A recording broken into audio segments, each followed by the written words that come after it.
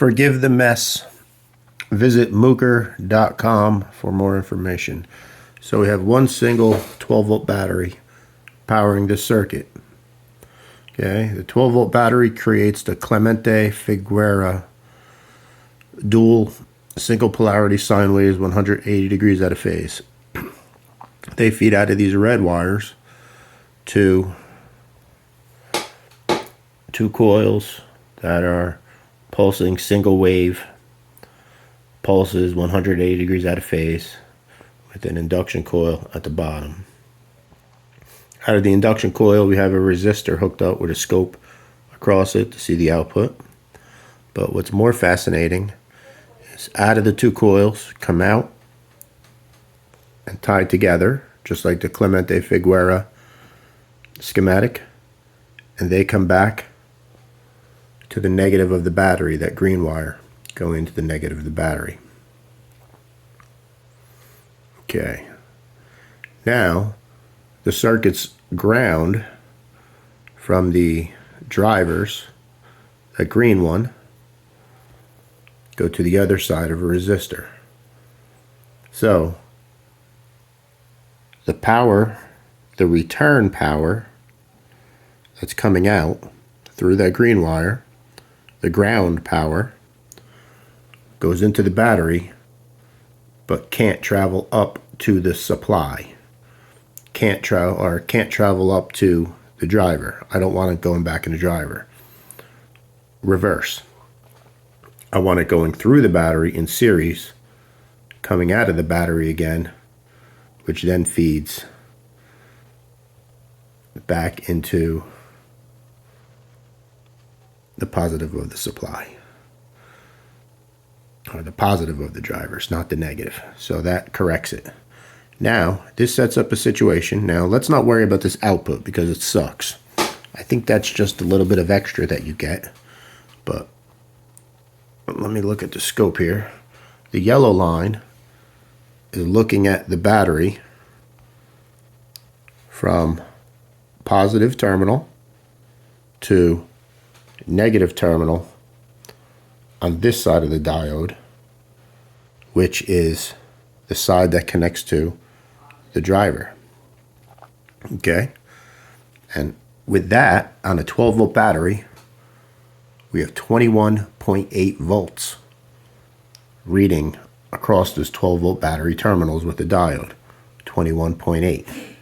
And if we look at the scope, we see it says 22.2, close enough. Now, just to eliminate the possibility that the scope is lying and it's adding something in it, let's unhook the scope.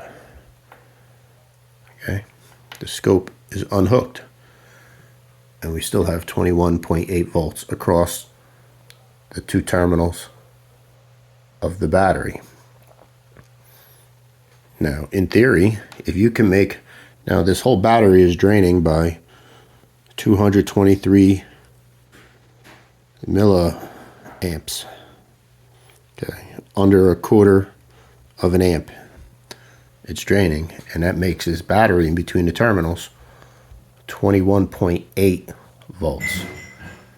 Now, if we could power a load with 20 volts when we're only taking 12 out, that's what we're looking for. But it doesn't work like that.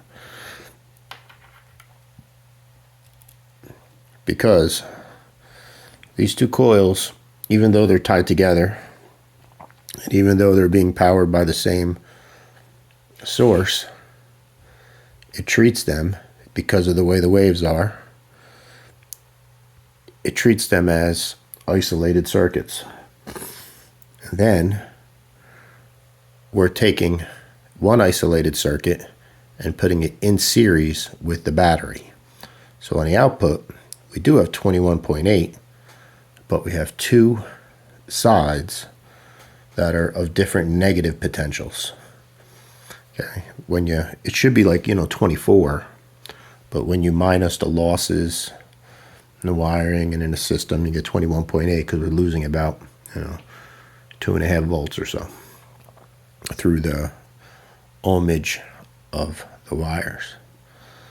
But we have an interesting thing at play. If we could figure out how to take power from here, the 21.8 volts, and return it to here from this battery, which is where I'm measuring from, we'd be getting 21.8 times the current, but it's only really draining 12 volts because this battery can't put out 21.8 volts by itself. So it's an interesting configuration. Am I on the right track? I don't know. But the one phase is definitely seriesing with the other phase back into the exact same battery and almost double the voltage coming out, except all that voltage can't return to that negative. So if I put a resistor in between here to here, I only get 12 volts because it wants to use the 12 volts out of the battery and loop the 12 back into itself, even though this potential here is much lower than the battery potential. So if I put this bad boy onto the battery,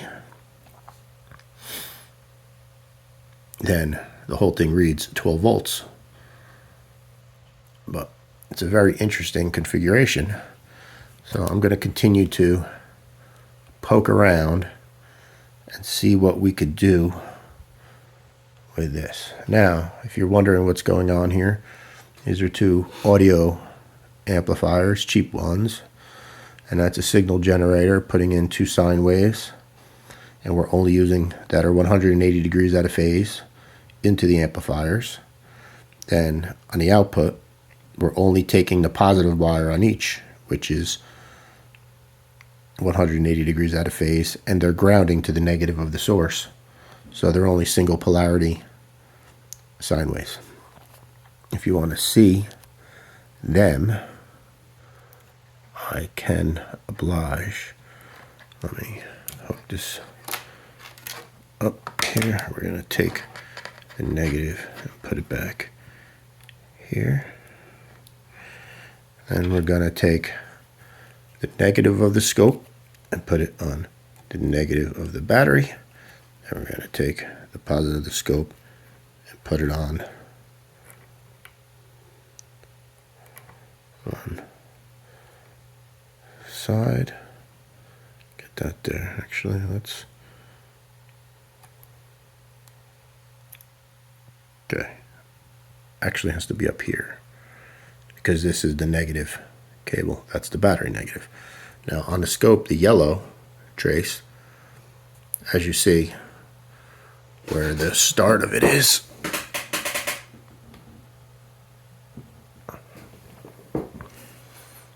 the yellow are these two posts here, which are on one side of the polarity wave. So we have the Figuera wave. Now you see how it's 180 degrees out of phase with the blue. Now let's bring it over to here. It's the same thing. Now you see how it's in phase with the blue. And they're both on the same polarity spectrum. So we have the Figuera waves that are 180 degrees out of phase. One's going up as one's going down, causing a transfer of energy within the rotor. And that actually creates more amperage, much more, going into the battery than is coming out of the battery because it's two isolated circuits. Now that sounds a little confusing, but one's just passing through. So where am I with this? I don't know. It's getting real confusing, but personally I think we're doing something here that has some hidden meaning or more coming my way. So stay tuned, join the forum to see the updates.